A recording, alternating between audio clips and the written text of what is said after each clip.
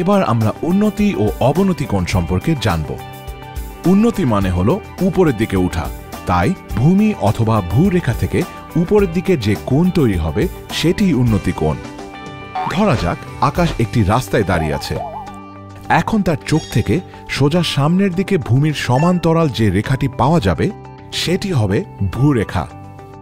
এবার আকাশ হঠাৎ করে দেখল যে তার উপর দিয়ে একটি পাখি উড়ে যাচ্ছে। যদি আকাশ উপরের দিকে পাখিটির দিকে তাকায় তাহলে ওর চোখ থেকে ওই পাখি পর্যন্ত যে রেখাটি পাওয়া যাবে সেটি হবে দৃষ্টিরেখা। আকাশের এই দৃষ্টিরেখা ও ভূরেখা তাদের নিজেদের মধ্যে একটি কোণ তৈরি করবে। এই কোণটি উন্নতি কোণ।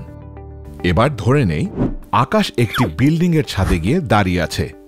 ওই ছাদ থেকে সোজা সামনের দিকে তাকালে ভূমির সমান্তরাল যে রেখা পাওয়া যাবে সেটি হবে ভূরেখা।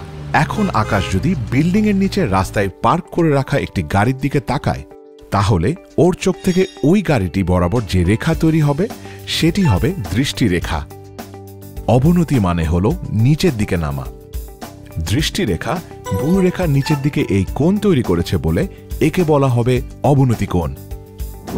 চলো একটু আগে শিখে আসা টার্মিনোলজিগুলো সহ ত্রিকোণমিতিক অনুপাতের সাহায্যে একটি উদাহরণ দেখে নেই।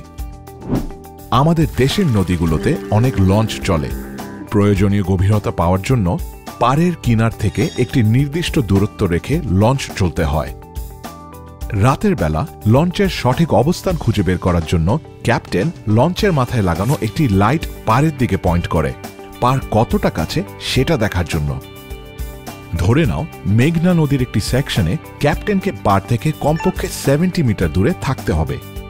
এই লঞ্চের মাথায় লাইট যে মেশিনের সাথে লাগানো সেই মেশিনটি লাইটের তৈরি করা অবনতি কোণ এবং লাইট যে বস্তুর উপর পড়ছে তার দূরত্ব বলে দেয়। ক্যাপ্টেন লাইটটি পার পর্যন্ত পয়েন্ট করে দেখল যে এটি একটি 10 ডিগ্রি অবনতি কোণ তৈরি করে এবং লাইট 75 মিটার দূরে গিয়ে পাড়ের উপর পড়ছে। তাহলে সমস্যাটির সমাধানের জন্য প্রথমে আমাদের এই ভিতরের কোণটি বের করতে হবে। আমরা যদি লঞ্চের উচ্চতা বরাবর একটি রেখা আঁকি তাহলে রেখাটি ভূরেখার সাথে একটি সমকোণ মানে 90 ডিগ্রি কোণ উৎপন্ন করবে। অতএব এই অজানা কোণটি হবে 90 - 10 which is equal to 80 degree. এবার আমরা যদি পার থেকে লঞ্চ পর্যন্ত একটি রেখা এঁকে নেই সেটি পার হতে লঞ্চের দূরত্ব বোঝাবে। সেক্ষেত্রে এখানে একটি সমকোণী ত্রিভুজ তৈরি হবে।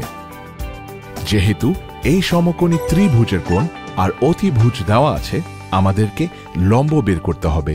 তাই আমরা সাইন অনুপাত ব্যবহার করে পাই sin θ is equal to লম্ব বাই অতিভুজ, অথবা sin 80 degree is equal to লম্ব বাই 75।